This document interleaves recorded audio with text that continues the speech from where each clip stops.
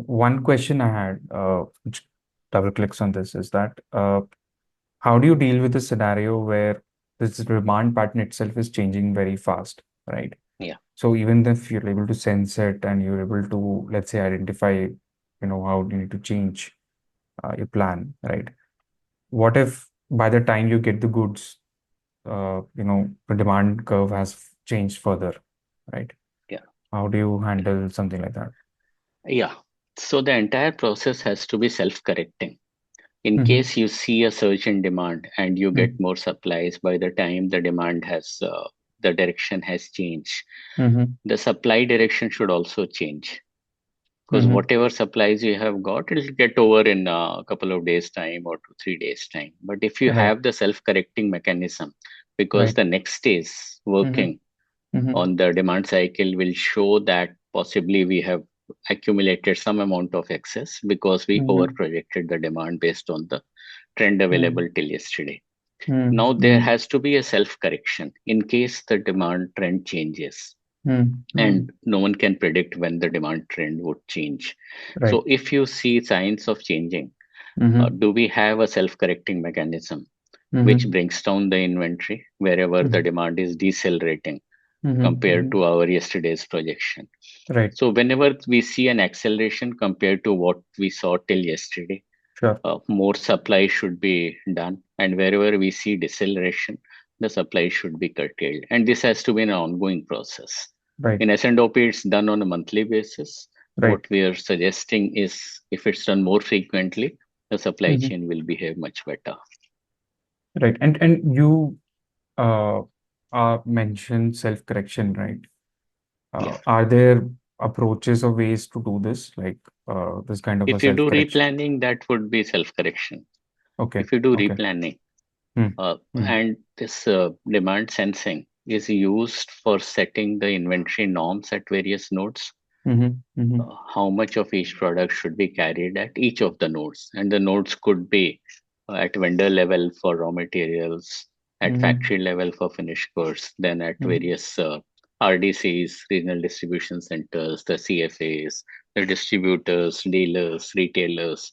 Each of these are stocking points, and Right. each stocking point has an inventory norm, how much they should keep to Right. take care of the demand till the next replenishment comes to them.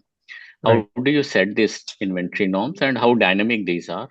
And are these in line with the demand pattern that we see? That's the whole game. So at Right. each of these levels, and a Right. typical FMCG company, we are talking of 1 million to 2 million such data points Right. of product and node combinations.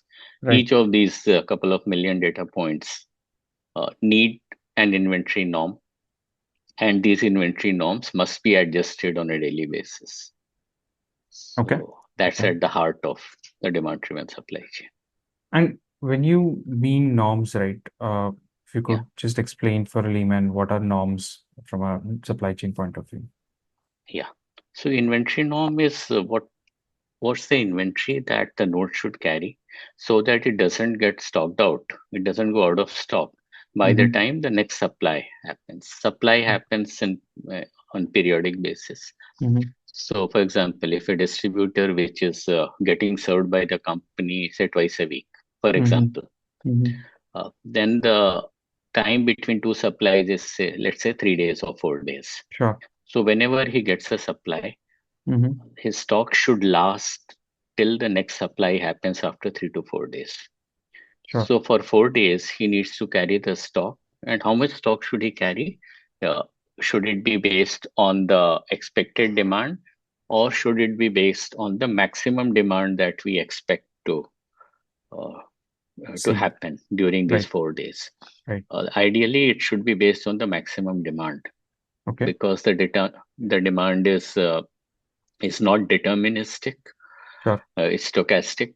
Sure. So, so what view do we take of the Right. maximum demand which could happen during these 4 days so that it doesn't go out of stock? And this maximum demand calculation includes what do you expect as average demand if everything goes normal, Mm-hmm. and Mm-hmm. then what type of prediction errors do we have? Mm. So based on the prediction errors, you can design a safety stock so Mm-hmm. that the inventory norms are they reflect the maximum demand that you expect during the replenishment lead time. And then also there is a correction for supply reliability. Mm-hmm. If you just take the average demand, jack it up to the Mm-hmm. maximum level based on the prediction errors that we see for Sure. that node, Sure. then this assumes that the supplies will happen as per the norms, but there Sure. could be supply issues. The Right. trucks may Right. break down, or Right. the upstream node may not have enough material. Sure. Periodically, it may get stocked out. So for all these supply inefficiencies, we need to carry a safety stock in the Mm-hmm. inventory norms. So inventory norms consists of three parts.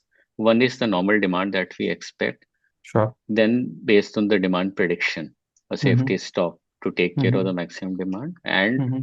another safety stock to take care of uh, Supply the variability. supply inefficiencies. Yeah. Right. So that's how inventory norm, and this calculation needs to be done for each of those 2 million nodes every day. Right. So So each node that's level, it. this will be at every node level. Each node, yeah, node product level. Node product level.